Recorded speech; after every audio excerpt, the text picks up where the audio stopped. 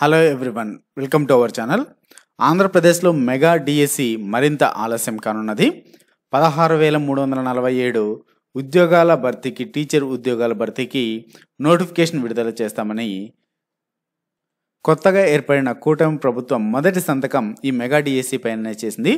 అయితే ఇప్పటి వరకు వివిధ కారణాల వల్ల ఈ నోటిఫికేషన్ అయితే ఆలస్యమైంది. తాజాగా ఉన్నటువంటి సమాచారం ప్రకారం డిసెంబర్ మొదటి వారంలో నోటిఫికేషన్ రిలీజ్ కావాల్సి ఉంది. అయితే కొన్ని కారణాల వల్ల ఈ మెగా డిఎస్సి అయితే మరింత ఆలస్యం కానున్నది. మరి మేబీ ఏప్రిల్లో జరిగేటువంటి నోటిఫికేషన్ రిలీజ్ చేసేటువంటి అవకాశం ఉంది. దానికి సంబంధించినటువంటి డీటెయిల్స్, ఆలస్యానికి గల కారణాలు ఏంటనేది ఈ వీడియోలో చూడబోతున్నాం. మన ఛానల్లో ఉన్నటువంటి వీడియోస్ని చూస్తే మన ఛానల్ని ఇప్పటివరకు సబ్స్క్రైబ్ చేసుకున్న వారు సబ్స్క్రైబ్ చేసుకుని వీడియోని లైక్ చేయండి. సో ఆంధ్రప్రదేశ్లో మెగా డిఎస్సి మరింత ఆలస్యం కానున్నది. అయితే వచ్చే విద్యా సంవత్సరం అనగా 2025-26 అండి, 2025-26 నెక్స్ట్ విద్యా సంవత్సరం ప్రారంభమయ్యేలోగా టీచర్ ఉద్యోగాలను భర్తీ చేస్తామని రీసెంట్గానే మంత్రి లోకేష్ గారు ప్రకటించారు.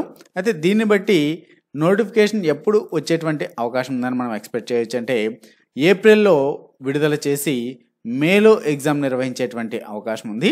మరి ఈ ఏప్రిల్లోగా ఎస్సీ వర్గీకరణ పైన ఏకసభ్య కమిషన్ రిపోర్ట్ అయితే ఇవ్వనున్నది. మరి ఎస్సీ వర్గీకరణ చేపట్టాలని అన్ని రాష్ట్రాలకు కూడా సుప్రీంకోర్టు సూచించడంతో న్యాయ వివాదాలు ఎటువంటివి కూడా తలెత్తకుండా పరీక్షలు నిర్వహించాలనేసి రాష్ట్ర ప్రభుత్వం భావిస్తుంది.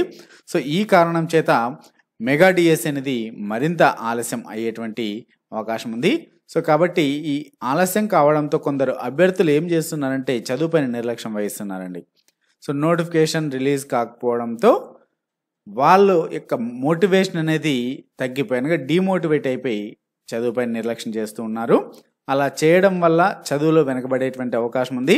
మరి ప్రస్తుతం ఉన్నటువంటి కాంపిటేటివ్ వరల్డ్లో కంటిన్యూగా చదివిన వారే ఉద్యోగం సాధించగలరండి.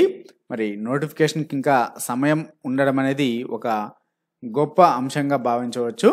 సో కాబట్టి ఎక్కువ సమయం ఉన్నందువల్ల మరింత స్కోర్ పెంచుకోవడానికి ట్రై చేయాలి. అనగా మరింత సమయం కేటాయించి మీ యొక్క ప్రిపరేషన్ పైన దృష్టి సారించండి.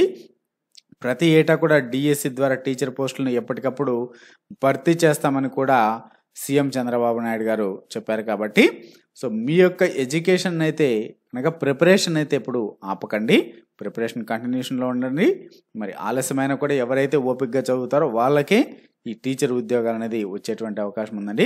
సో మన ఛానల్లో మీకు డిఎస్సికి సంబంధించినటువంటి ఇంపార్టెంట్ అప్డేట్స్తో పాటుగా డిఎస్సికి సంబంధించిన వీడియోలు కూడా అప్లోడ్ చేస్తున్నాం. సో కొన్ని వీడియోలు కింద నా డిస్క్రిప్షన్లో ఇచ్చానండి లింక్స్, వాటిని కూడా మీరు వాచ్ చేయొచ్చు. Important questions. Thanks for watching. మరిన్ని ఇటువంటి అప్డేట్స్ కోసం మన ఛానల్ని తప్పకుండా సబ్స్క్రైబ్ చేసుకోండి.